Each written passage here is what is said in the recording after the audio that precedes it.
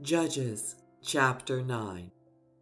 Abimelech, son of Jerubbaal, went to his mother's brothers in Shechem and said to them and to all his mother's clan, "Ask all the citizens of Shechem, which is better for you, to have all 70 of Jerubbaal's sons rule over you, or just one man?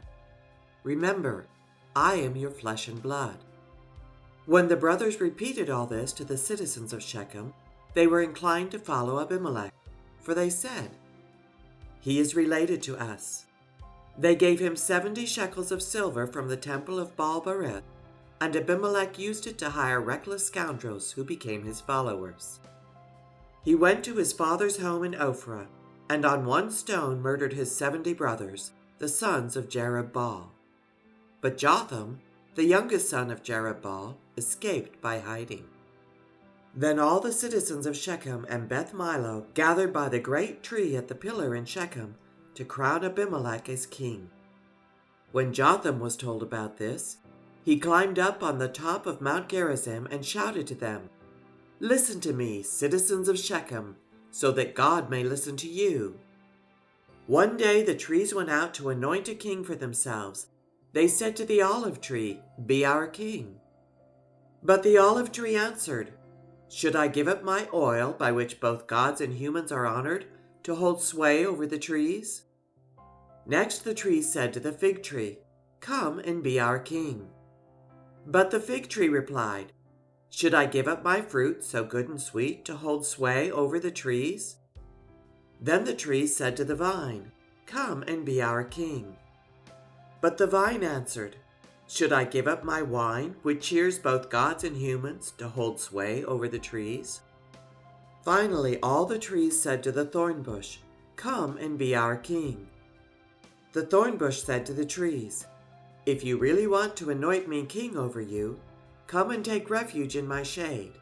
But if not, then let fire come out of the thorn bush and consume the cedars of Lebanon." Have you acted honorably and in good faith by making Abimelech king? Have you been fair to Jerubbaal and his family? Have you treated him as he deserves? Remember that my father fought for you and risked his life to rescue you from the hand of Midian. But today you have revolted against my father's family. You have murdered his 70 sons on a single stone, and have made Abimelech, the son of his female slave, king over the citizens of Shechem because he is related to you. So have you acted honorably and in good faith toward Jerubbaal and his family today? If you have, may Abimelech be your joy and may you be his too. But if you have not, let fire come out from Abimelech and consume you, the citizens of Shechem and Beth Milo. And let fire come out from you, the citizens of Shechem and Beth Milo, and consume Abimelech. Then Jotham fled, escaping to Beer, and he lived there because he was afraid of his brother Abimelech. After Abimelech had governed Israel 3 years, God stirred up animosity between Abimelech and the citizens of Shechem, so that they acted treacherously against Abimelech. God did this in order that the crime against Jerubbaal's 70 sons, the shedding of their blood, might be avenged on their brother Abimelech and on the citizens of Shechem, who had helped him murder his brothers. In opposition to him, these citizens of Shechem set men on the hilltops to ambush and rob everyone who passed by. And this was reported to Abimelech. Now Gaal, son of Ebed, moved with his clan into Shechem, and its citizens put their confidence in him. After they had gone out into the fields and gathered the grapes and trodden them, they held a festival in the temple of their God. While they were eating and drinking, they cursed Abimelech. Then Gaal, son of Ebed, said, "Who is Abimelech, and why should we Shechemites be subject to him? Isn't he Jerubbaal's son, and isn't Zebul his deputy? Serve the family of Hamor, Shechem's father. Why should we serve Abimelech? If only this people were under my command, then I would get rid of him. I would say to Abimelech, 'Call out your whole army.'" When Zebul, the governor of the city, heard what Gaal, son of Ebed, said, he was very angry.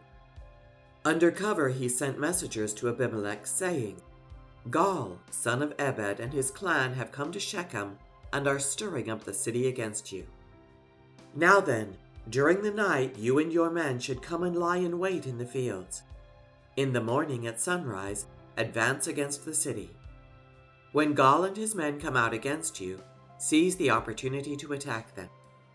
So Abimelech and all his troops set out by night and took up concealed possessions near Shechem in 4 companies. Now Gaal, son of Ebed, had gone out and was standing at the entrance of the city gate, just as Abimelech and his troops came out from their hiding place. When Gaal saw them, he said to Zebul, "Look, people are coming down from the tops of the mountains." Zebul replied, "You mistake the shadows of the mountains for men." But Gaal spoke up again, "Look, people are coming down from the central hill, and a company is coming from the direction of the diviner's tree." Then Zebul said to him, "Where is your big talk now, you who said, 'Who is Abimelech that we should be subject to him?' Aren't these the men you ridiculed?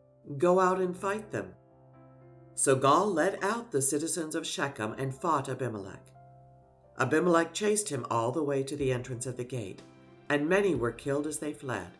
Abimelech stayed in Arumah, and Zebul drove Gaal and his clan out of Shechem. The next day the people of Shechem went out to the fields, and this was reported to Abimelech. So he took his men, divided them into 3 companies, and set an ambush in the fields.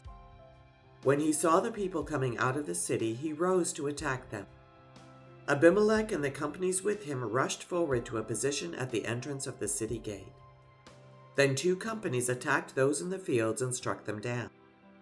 All that day Abimelech pressed his attack against the city until he had captured it and killed its people. Then he destroyed the city and scattered salt over it. On hearing this, the citizens in the tower of Shechem went into the stronghold of the temple of El-Berith. When Abimelech heard that they had assembled there, he and all his men went up Mount Zalmon. He took an axe and cut off some branches, which he lifted to his shoulders. He ordered the men with him, "Quick, do what you have seen me do." So all the men cut branches and followed Abimelech. They piled them against the stronghold and set it on fire with the people still inside. So all the people in the tower of Shechem, about 1,000 men and women, also died. Next Abimelech went to Thebez and besieged it and captured it. Inside the city, however, was a strong tower, to which all the men and women, all the people of the city, had fled. They had locked themselves in and climbed up on the tower roof. Abimelech went to the tower and attacked it. But as he approached the entrance to the tower to set it on fire, a woman dropped an upper millstone on his head and cracked his skull. Hurriedly he called to his armor-bearer, "Draw your sword and kill me so that they can't say, 'A woman killed him.'" So his servant ran him through and he died. When the Israelites saw that Abimelech was dead, they went home. Thus God repaid the wickedness that Abimelech had done to his father by murdering his 70 brothers. God also made the people of Shechem pay for all their wickedness. The curse of Jotham, son of Jerubbaal, came on them. Judges chapter 10. After the time of Abimelech, a man of Issachar named Tola, son of Puah, the son of Dodo, rose to save Israel. He lived in Shamir in the hill country of Ephraim.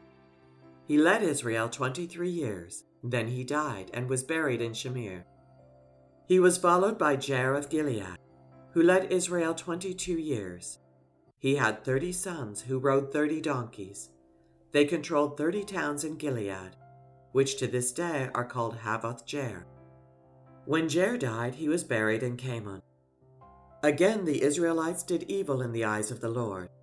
They served the Baals and the Ashtaroths, and the gods of Aram, the gods of Sidon, the gods of Moab, the gods of the Ammonites, and the gods of the Philistines. And because the Israelites forsook the Lord and no longer served him, he became angry with them.